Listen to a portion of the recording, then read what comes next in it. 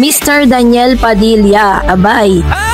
Ito na nga ba ang kanyang sagot doon po sa mga naglalabasang news na nagkaroon nga di umano ng comeback itong si Catherine at si Daniel Padilla.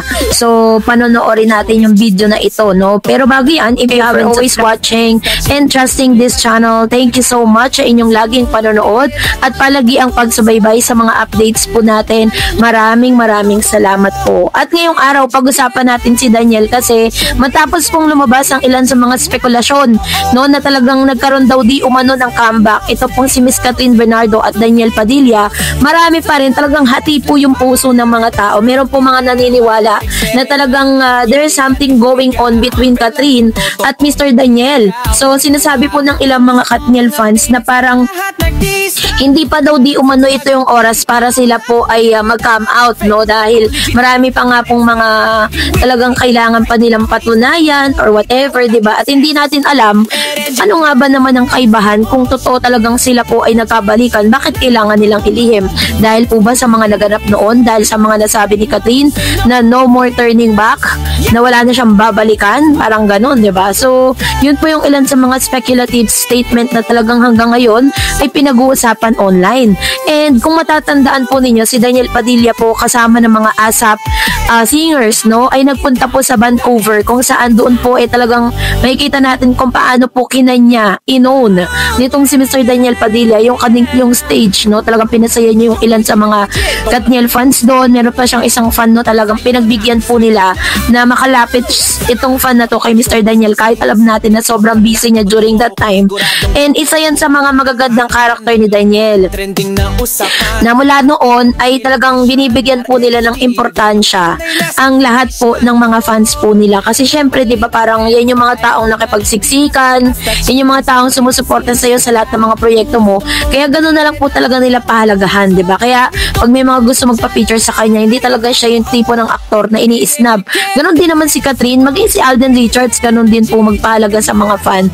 Kaya marami talagang mahal po talaga sila. Pero yun nga, sa isa pong post, no, ito po makikita natin yung panonoorin nating video. Kayo na po yung humusga kasi yun po yung sinabi niya eh. So, hihimay-himay natin. So, panoorin natin to. May paliwanag sa kanya ganda.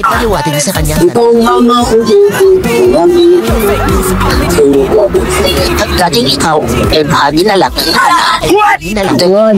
Sabi po niya dito, ikaw, hindi niya tinuloy yung lyrics ng kanta. Sinabi niya, ikaw lamang ang tangi kong kayo na lang. Parang hindi niya na dinirekta yung yung kanyang kanta, yung lyrics. So yung lyrics ng parang ikaw lamang ang aking babalikan. So parang binago niya kasi may mga times naman talaga si Daniel kapag nagko-concert po yan, minsan binabago talaga niya yung lyrics kasi parang gusto niya magkaroon ng connection nito dun sa mga manonood niya. And dahil dyan, nagkaroon po yan ng malaking pag-uusap, no, dito po sa social media kung saan maraming mga nag-comment. Sabi dyan, yun na nga eh, wala na palang balikan, pero bakit kailangan niya pang baguhin ang kanta? Anong connect? Wala naman sana mag-iisip ng patama kay Catherine kung hindi niya binago ang lyrics, or might as well wag niya nang kantahin yung kantang connected kay Kay para walang umasa na fans sila. At solo era nga eh, palibasa bentang-benta pa din sa mga fans nila, ayaw mag-move on. Ayan, so sa isang banda may katwiran si Mamchi dito na parang yun nga, parang sinasabi ng mga ito na bakit daw sa mga ganap ni Mr. Daniel Padilla lagi daw kinoconnect. Well, in fact, kung totoo naman na kumaga parang hindi naman talaga si Daniel yung nagko-connect kung hindi yung mga nakakarinig, diba? Sabi niya nga gusto niya lang mag-concert eh. Sabi niya, Katniel, ang maraming alam sa Katniel, kaya till now pinaglalaban. International pa ang fandom, di lang sa Pinas. Soon malalaman din ng lahat. Yung kanta na kinakanta niya na sila Panicat, wag na niyang kantahin. Gumawa na lang siya ng bagong kanta. Di ba ayaw na niya kay Kat at kay Kayla na siya. Wag niyong paasahin ang fans ng Katniel. Ayan. So ito naman yung kanyang komento. Actually po, hindi naman po talaga taas ang sinabi na Daniel na ayaw niya na kay Catherine. Never niya nga pong binanggit si Catherine sa mga concert niya, di ba? It's just so happen na may mga kanta po kasi sila dati na talagang nananariwa sa mga Katniel fans at naiintindihan po natin natin lahat yon kasi tayo po ay naging Katniel fans din, 'di ba? At talagang marami po talagang natuwa dito po sa tambalang ito. Hindi po ganun kadaling mabura yung memories nila doon po sa mga fans po na katulad ng Katniel. And kahit sabihin na natin na nalilink na si Daniel kay Estrada, nalilink naman si Catherine kay Yorme, 'di ba? Pero still, ang gusto pa rin ng tao silang dalawa eh. At never naman po nilang pinigilan 'yon kasi kung 'yun po ang magpapasaya sa mga Katniel fans, bakit natin nahadlangan, 'di ba? Hindi naman sila nakakasakit ng ibang tao. 'Yun lang naman yung kaligayahan nila, lalo na po yung mga senior fans po ng Katniel, 'di ba? So, let them be, hayaan natin silang sumaya doon. Pero 'yun nga, katulad po ng kanta ni Mr. Daniel Padilla dito, sinasabi po ng ilan na ito daw ay may kinalaman kay Catherine. Parang dito niya raw po sa pamamagitan nito sinasagot ang ilan sa mga issue na pinag-uusapan lalo na sa Reddit at sa X. Sabi kasi sa Reddit na parang may comeback daw na nagaganap between Catherine at Daniel Padilla.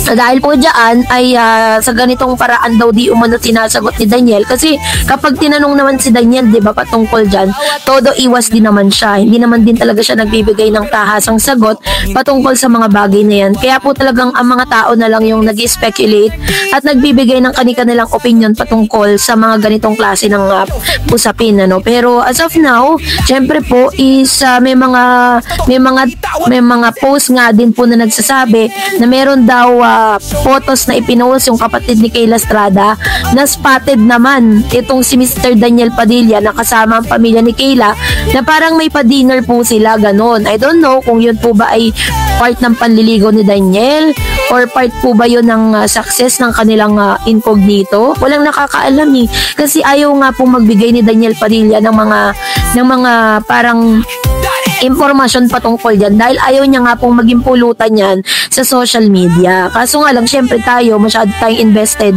dun po sa mga nagaganap kay Daniel Padilla at syempre may mga fans pa rin talaga si Daniel at Catherine Bernardo na gusto pa rin talaga ang ending, maging endgame is si Catherine at si Daniel na bagay na hindi naman natin control, diba? Tanging makapagsasabi lang yan, isang tadhana lang ang makapagsasabi niyan at si Daniel at Catherine pa rin ang magde-decide para sa kanilang mga sarili. Kaya kayo po, anong inyong sa loobin patungkol dito? Mag-comment po kayo sa comment section. And that's it for today. For more videos and updates, please don't forget to like and subscribe. And please don't forget to follow my Facebook page, Dareds TV and Dareds channel. God bless everyone!